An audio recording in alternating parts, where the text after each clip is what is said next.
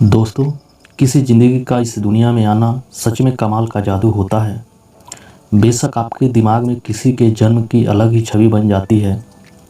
एक महिला किसी बच्चे को जन्म देने के दौरान दर्द से चिल्लाती रहती है और सच में उस दर्द को एक पुरुष ही कभी महसूस नहीं कर सकता। इसलिए कहा जाता है कि माँ से बढ़कर इस दुनिया में कोई नहीं है। बहरहाल, इंसान के जन्म देने का सारा क्रियाकलाप आपको पता ही होगा, लेकिन क्या आपको कभी जानवरों को जन्म देते हुए देखा है? जी हाँ, मैं इंसानों से हटकर जानवरों की बात कर रहा हूँ, जो पूरी ही तरह से एक अलग ही क्रिया है। इस वीडियो को देखते हुए आप प्रकृति की तिथि के बारे में जानकर हैरान हो जाएंगे। आप शायद ये कहेंगे कि इंसान भी इस तरह जन्म क्यों नहीं दे सकते, लेकिन सच में मुझे यह वीडियो आप सभी को दिखाते हुए बड़ा अच्छा महसूस हो रहा है, क्योंकि आप इससे बहुत कुछ सीखने वाले हैं। वैसे क्या आपको पता है कि एक डॉग का बच्चा थैले से बाहर आ जाता है, या एक मादा हाथी सीधा अपने बच्चे को ज़मीन पर गिरा देती है? आज आपको प्रकृति के कुछ जानवरों के जन्म क्रियाकलाप के बारे में जानने वाले हैं। इसे अंत तक देखते रहिए, क्योंकि आखिरी में आपको पता लगेगा एक लाल कंगारू का जन्म कैसे होता है। क्या आपको पता है कि एक हाथी अपने बच्चे को जन्म देने का समय आगे बढ़ा सकती है? मतलब किसी मादा हाथी को दिन में प्रसव पीड़ा होती है तो वो अपने बच्चे को बाहर आने से रोक लेती है, क्योंकि हाथी हमेशा बच्चे को रात के समय जन्म देने में ही खुश रहती है। सच में एक कमाल की बात है। इससे बड़ी कमाल की बात ये भी है कि एक मादा हाथी गर्भ का समय पूरे 22 महीनों का होता है। जरा सोचकर देखिए, अगर एक औरत इतने समय के लिए गर्भ धारण करती है तो कैसा होगा। बेशक ऐसा नहीं हो सकता, लेकिन हाथियों के लिए कोई बड़ी बात नहीं है। जन्म के समय एक हाथी अपने बच्चे को भार लगभग 113 किलो के आसपास का रहता है। सच में ये बहुत भारी है। इसके अलावा जन्म देने वाली नली का तब तक मादा से जुड़ी रहती है जब तक अंदर मौजूद सारा तरल खून बाहर नहीं आ जाता। चलिए, अगर हाथी को देखकर आप हैरान हो गए हो तो यहाँ एक और जानवर है जिसे देखकर आपको उतनी ही हैरानी होने वाली है। जी हाँ, मैं बात कर रहा हूँ चीता की। ध्यान रखिएगा, ये कोई आम चीता नहीं है, बल्कि इसका नाम मिलानी है और ये मेट्रो रिफंड जून, जो कि वर्जीनिया में बना हुआ है, उसमें रहती है। और ये इसका पहली बार था जब उसने अपनी शैतान को जन्म दिया।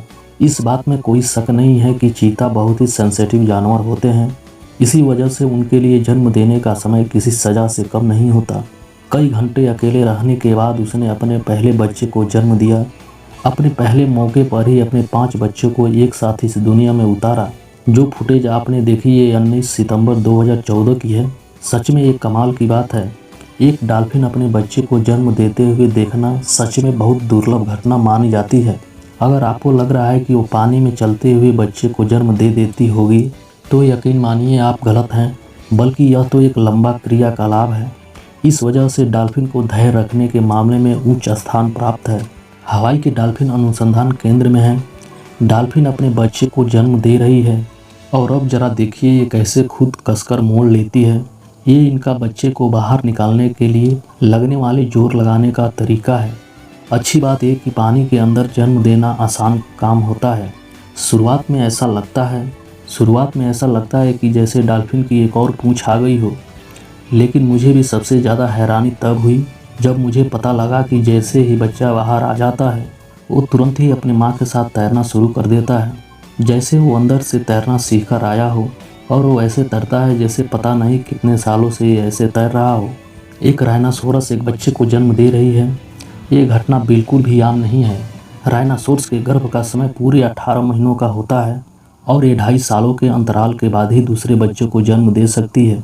और यहाँ देखिए 120 साल की साउथ अफ्रीकन राइनो अपने तीसरे बच्चे को जन्म दे रही है। ये कमाल की फुटेज हमारे पास नहीं होती अगर उस दिन सही समय पर कैमरा वहाँ नहीं लगाया गया होता। तो सच में राइनोसोरस के जन्म देने का काम बहुत तेज होता है। हाथी के बच्चे की तरह शुरुआत में राइनो का बच्चा भी अचेतन हालत में होता है। मादा राइनो उसके पास बैठती है और जीभ से उसको सहलाती है। जन्म के समय आमतौर पर राइनो का बच्चा 45 किलो के आसपास हो सकता है। ये इतना कमज़ोर होता है कि खुद से खड़ा भी नहीं हो सकता। इसके बाद इसकी माता इसको खड़ा करने में मदद करती है।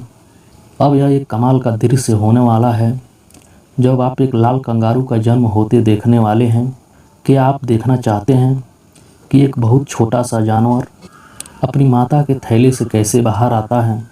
कमाल की बात यह है कि जब कंगारू का जन्म होता है तो उस समय भी एक एम्ब्रियो यानी कि एक छोटा सा भ्रूण ही होता है। सच में ये बहुत दुर्लभ घटना है। क्या आपको नहीं लगता कि यह चिंप कुछ जल्दी ही बाहर आ गया हो?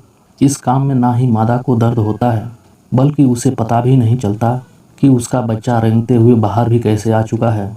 सबसे चौंकाने वाली बात यह है कि कंगारू के गर्भ का समय सिर्फ 35 दिनों का होता है।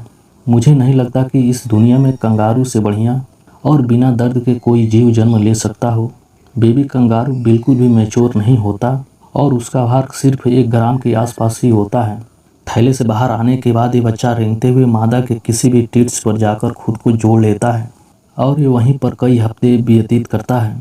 इसके बाद ये पूरा बड़ा होकर इस दुनिया को देखने की समझ अपने दिमाग में घुसाकर बाहर आता है। दोस्तों, आपको इनमें से सबसे कमाल का जानवर कौन सा लगा? मुझे नीचे कमेंट में सेक्शन में ज़रूर बताइएगा।